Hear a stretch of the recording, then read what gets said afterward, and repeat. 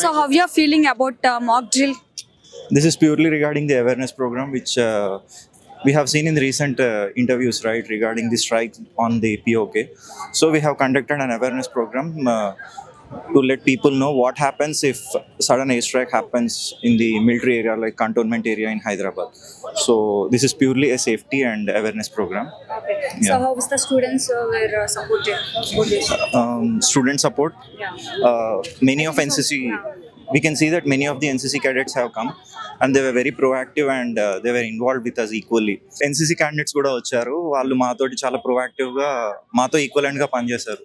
So మనం వాళ్ళకి చాలా థ్యాంక్ యూ చెప్పొచ్చు. చుట్టూ ఉన్న సిటిజన్స్ కానీ వాళ్ళ స్పందన ఎలా ఉంది? అయితే యాక్చువల్గా బాంబ్ స్పందన గురించి మాట్లాడితే ఇక్కడ మనం ఒక అపార్ట్మెంట్ ని తీసుకున్నాం అనమాట. వాళ్ళందరూ కూడా చాలా ప్రొయాక్టివ్ గా ఇన్వాల్వ్ అయ్యారు. సీనియర్ సిటిజన్స్ కానీ, చిల్డ్రన్ కానీ అండ్ మిడిల్ ఏజ్ పీపుల్ కానీ చాలా ఇన్వాల్వ్ అయ్యి మరి మాక్ డ్రిల్స్ అన్న కంప్లీట్ చేశారు. సో వాళ్ళకి కూడా చాలా నాలెడ్జ్ వచ్చింది అనమాట. వాళ్ళు కూడా చాలా థ్యాంక్స్ఫుల్ గా ఉన్నారు మనతో.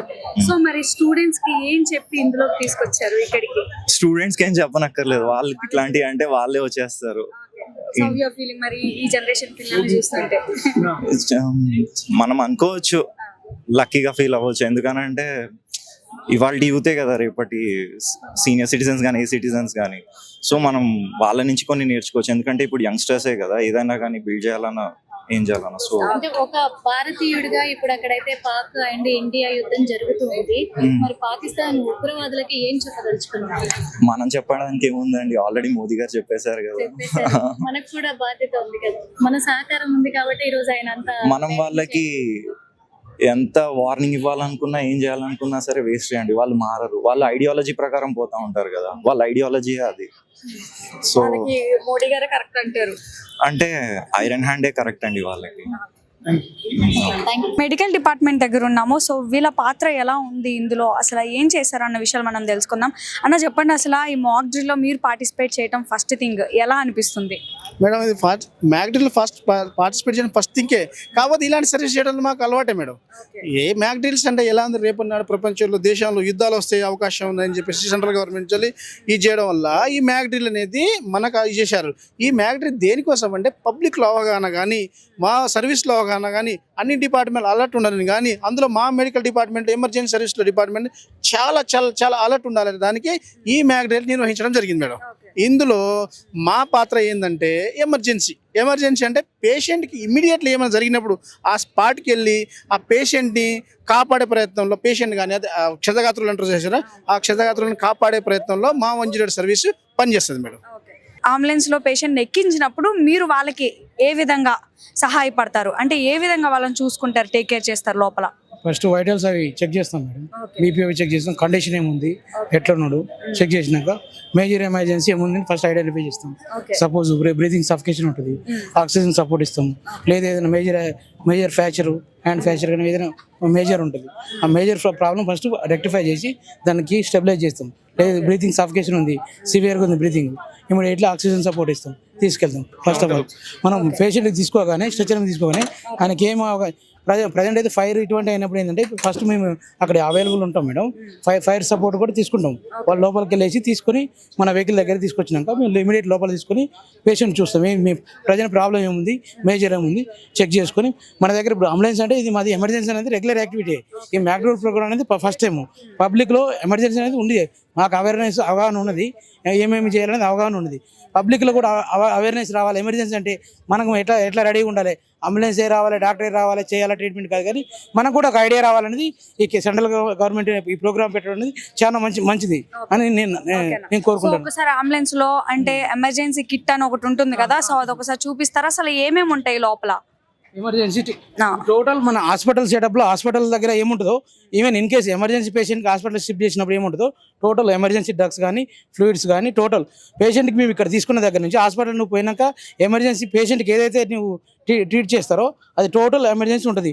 ఫ్లూయిడ్స్ ఉంటాయి, డ్రగ్స్ ఉంటాయి, ఇంజెక్షన్స్ ఉంటాయి, అవి పెట్టేసుకొని పెయిన్ కిల్లర్స్. ఇప్పుడు సపోజ్ బీపీ డౌన్ అవుతుంది, ఇమీడియట్లీ బీపీ చెక్ చేసుకొని ఫ్లూయిడ్స్ ఉంటాయి, ఎన్ఎస్ కనెక్ట్ చేసుకొని పేషెంట్ హాస్పిటల్ పోయేంత వరకు పేషెంట్ స్టెబిలైజ్ చేసి హాస్పిటల్ హ్యాండ్ ఓవర్ చేస్తాం.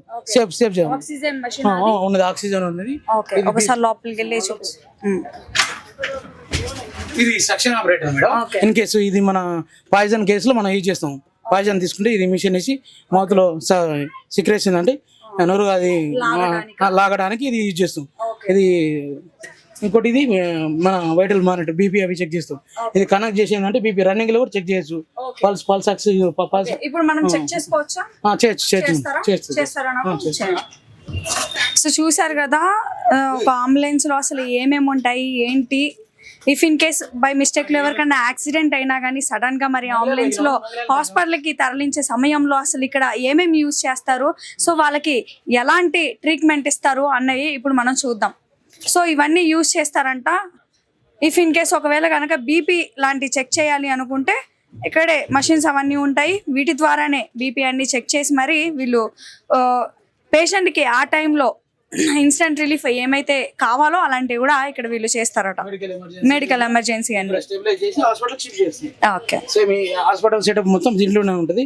ఎమర్జెన్సీ ఇంజెక్షన్ కావచ్చు, vital BP pulse heart rate మొత్తం ఇందులో ఈ మిషన్ లో పెట్టేసి పేషెంట్ చెక్ చేసుకుని దెన్ ఆ పేషెంట్ కండిషన్ సిచ్యువేషన్ బట్టి మనం ట్రీట్ చేసుకుంటూ హాస్పిటల్ ఎమర్జెన్సీ హాస్పిటల్ ఇంకా గ్యాస్పింగ్ కానీ ఇంకా సీరియస్ కానీ అన్కాన్షియస్ కోమా ఆ స్టేజ్ నుంచి మనం పేషెంట్ని సేవ్ చేయడానికి ఇమీడియట్లీ మనకి సీరియస్నెస్ అనేది ఎమర్జెన్సీ కాకుండా మనం సేవ్ చేస్తాం. హాస్పిటల్కి పోయేంత వరకు పేషెంట్ని ఎమర్జెన్సీ కాకుండా in case serious unconscious coma కాకుండా స్టెబిలైజ్ చేసి హాస్పిటల్కి పోయేంత వరకు కేర్ తీసుకుని మనం సేఫ్ జోన్లో హాస్పిటల్ షిఫ్ట్ చేస్తాం పేషెంట్కి. సో ఇక్కడ ఎంత మంది ఉంటారు ఇందులో? ఇద్దరు ఉంటారు. ఒక ఎమర్జెన్సీ పైలట్ అంటే డ్రైవర్ ఉంటాడు, ఒక టెక్నీషియన్ ఎమర్జెన్సీ టెక్నీషియన్ ఉంటాం. ఇన్ కేసు ఏ ఎమర్జెన్సీ అయినా మేము సాల్వ్ చేయగలుగుతాం. మేము చెక్ చేస్తారా? ఎట్లా పెట్టండి. దీని ద్వారా త్రూ మనకి ఇప్పుడు బీపీ ఎంత ఉంది, సాచురేషన్ పల్స్ సాచురేషన్ వస్తుంది. Okay madam. ఇప్పుడు ఇక్కడ ఒకసారి చూడండి.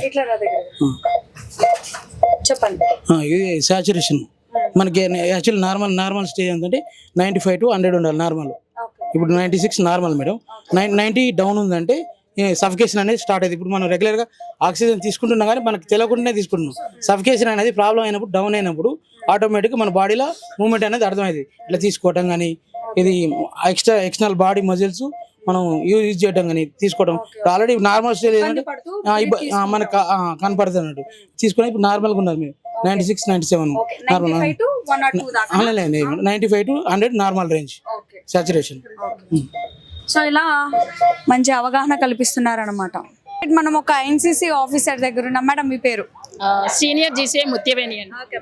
సో ఎట్లా అనిపిస్తుంది మాక్ డ్రిల్ పిల్లలతో చేయించడం ప్లస్ మళ్ళీ ఇక్కడ ఉన్న చుట్టూరు సిటిజన్స్ తో కూడా చేయించడం, వాళ్ళకి అవగాహన కల్పించడం ఎట్లా అనిపిస్తుంది? ఈ మాక్ డ్రిల్ ప్రిపరేషన్ మూలంగా ఏదైతే పెహల్గామ్లో ఒక ఇన్సిడెంట్ జరిగింది, ఓకే, చాలా మంది అమాయకమైన మనుషుల ప్రాణాలు అమానుషంగా తీసేశారు. అలాంటివి జరగవు. ఈ మాక్ డ్రిల్ మూలంగా ఏంటంటే ఎవరైతే సామాన్య ప్రజానీకం ఉంటారో వాళ్ళ కోసం గవర్నమెంట్లో ఉన్న అన్ని డిపార్ట్మెంట్లు అహర్నిశలు కృషి చేస్తున్నాయి. మీకోసం వాళ్ళు ఉన్నారు, వాళ్ళకి మనం సహకరించాలన్న ఒక యూనిట్తో మనందరం ముందుకు సాగితే ఏ విధమైన విపత్తు జరగదు. భయపడాల్సిన అవసరం లేదు, విపత్తు లేదు. Right madam. పిల్లలు కూడా చాలా మంచిగా యాక్ట్ చేశారు. సో ఎట్లా అనిపిస్తుంది, వాళ్ళకి ఏం చెప్పి చేయించారు ఇదంతా? మా ఎన్సీసీ క్యాడెట్స్కి ఎన్సీసీ జాయిన్ అయిన కాడి నుంచి ఒక రెజిమెంటల్ ట్రైనింగ్, ఒక రెజిమెంటల్ లైఫ్ అనేది armed forces officers and soldiers సిస్టమేటిక్గా ప్లాన్ చేసి సిస్టమేటిక్గా ఇస్తారు. ఓకే, అంటే మీ వైట్ కలర్ డ్రెస్ని తీసుకెళ్ళి ఒక కలర్లో ముంచేస్తే ఏమైపోతుంది? బయటికి తీస్తే ఆ కలర్ వచ్చేస్తుందా? వాళ్ళ లైఫ్ కూడా అలా చేంజ్ చేస్తారు. ఇప్పుడు ఆ క్యాడెట్స్ మార్నింగ్ నుంచి వీళ్ళతో కోఆర్డినేట్ అయి ఉన్నారు. వీళ్ళ ఎనర్జీ, ఎంతూజియాజంతో ఈ government department best apartment civilian people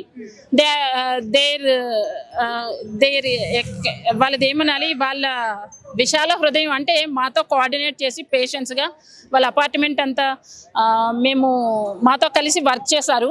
ఇంకా అందులో ఏజ్డ్ లేడీ ఒక 5th ఫ్లోర్కి వెళ్ళాలంటే నేను ఇంకా మాక్ డ్రిల్ స్టార్ట్ అవ్వలేదు కాబట్టి మేడం మీరు లిఫ్ట్లో వెళ్ళిపోతారా అంటే, ఎందుకమ్మా స్టెప్స్ ఎక్కి వెళ్తే ఎనర్జీగా ఉంటుంది, ఫిట్నెస్ ఉంటుంది నాకని అలా వెళ్ళారు. అంత మంచిగా వాళ్ళు కోఆపరేట్ చేశారు.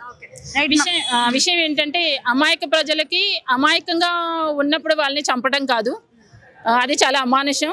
వాళ్ళకి ఇలాంటి చిన్న చిన్న ట్రైనింగ్స్, టెక్నిక్స్, టిప్స్ తెలిస్తే చాలు, వాళ్ళు చాలా మంచిగా వాళ్ళు సర్వే చేసుకుంటారు. రైట్ మ్యామ్, నైట్ చూసుకున్నట్లయితే స్ట్రైక్ స్టార్ట్ అయింది. సో దీని పట్ల మీరేమనుకుంటున్నారు? ఏంటి అసలు సింధూర్ అనే ఆపరేషన్ ముందుకి సాగుతా ఉంది, దూకుడుగా ఉంది. సో దీనిపైన మీరేమంటారు? అంటే ఇప్పుడు సింధూర ఆపరేషన్ అనేది స్టార్ట్ అయింది.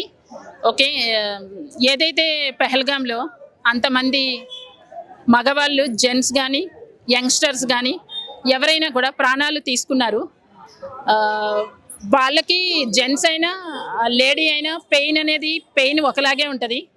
వాళ్ళకంటూ పెయిన్ ఉండదన్న రూల్ ఏమీ లేదు. నెక్స్ట్ కన్నతల్లి బాధ ఎవరు తీర్చలేరు. వాళ్ళ కన్నతల్లి తన బిడ్డ ఎంతో అందంగా లైఫ్ లీడ్ చేయాలని ఎన్నో కలలు గంటది. ఆ కన్నతల్లిని జీవోత్సవంగా 45 మంది కన్నతల్లి తండ్రి ఉంటారు, వాళ్ళని జీవోత్సవాల్లో వదిలేస్తారు. ఆపరేషన్ సింధూర ప్లస్ కన్నతల్లి ప్రేమ అన్నది కూడా యాడ్ చేస్తే నేను ఎక్కువ ఆనందిస్తాను. సో చూసారు కదా, మొత్తం 12 డిపార్ట్మెంట్లు కలిసి ఇక్కడ మాక్ డ్రిల్ చేయడం జరిగిందనమాట.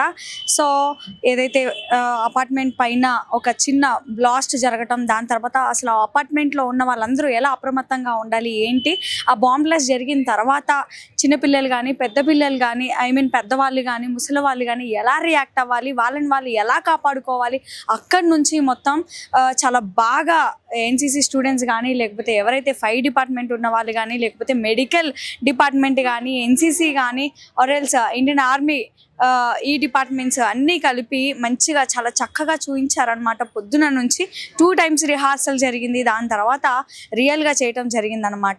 సో కొన్ని విజువల్స్లో కనుక చూసుకున్నట్లయితే రోప్ పైన నుంచి, అంటే 5th floor మీద నుంచి రోప్ సహాయంతో వాళ్ళని కిందకి ఎలా పంపిస్తున్నారు అన్న విధానం కానీ, లేకపోతే అంబులెన్స్లు కూడా త్వరగా ఏ అయితే ఇన్సిడెంట్ జరిగిన దగ్గరికి రావటం కానీ, ఆ బ్లాస్ట్లో ఎవరైతే ఇబ్బంది పడ్డారో, ఎవరికైతే గాయాలయ్యాయో, గాయాల పాలైన వాళ్ళని అంబులెన్స్లోకి ఎక్కించే విధానం కానీ, అక్కడ నుంచి హాస్పిటల్కి తీసుకొచ్చి మెడికల్ సర్వీసింగ్ ఎట్లా చేస్తున్నారు, ఈచ్ అండ్ ఎవ్రీథింగ్ కళ్ళకు కట్టినట్టు చాలా మంచిగా వర్ణించారు, చాలా మంచిగా చూపించారు. అండ్ చూసుకుంటే ఇప్పుడు కూడా సైరన్ మోగుతుందన్నమాట. మొత్తం హైదరాబాద్లో చుట్టుపక్కల ఎన్ని ఏరియాస్ ఉన్నాయో అన్ని ఏరియాస్లో మార్నింగ్ నుంచి ఇప్పటిదాకా 2 times సైరన్ కూడా మోయించడం జరుగుతుంది. సో ఇదన్నమాట. ఎందుకంటే చాలామంది ఇప్పుడు ఫైర్ డిపార్ట్మెంట్ కూడా చూసుకుంటే కనుక ఎప్పుడైతే మరి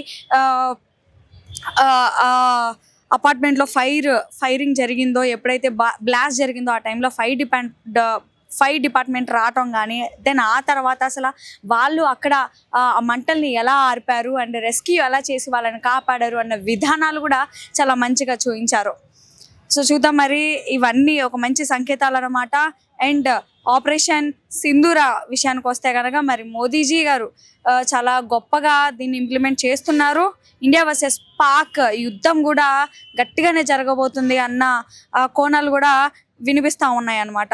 చూద్దాం మరి అసలు ఈ యుద్ధంలో ఎవరు నెగ్గుతారు, ఎవరు గెలుస్తారు, ఎవరు ఓడుతారు అని చెప్పేసి. ప్రస్తుతం ఇదైతే మారేడుపల్లి గ్రౌండ్లో ఉన్న అప్డేట్స్. మరిన్ని అప్డేట్స్ కోసం చూస్తూనే ఉండండి తెలంగాణ వ్యూ. కెమెరామ్యాన్ కిరణ్తో తేజ పృథ్వీ.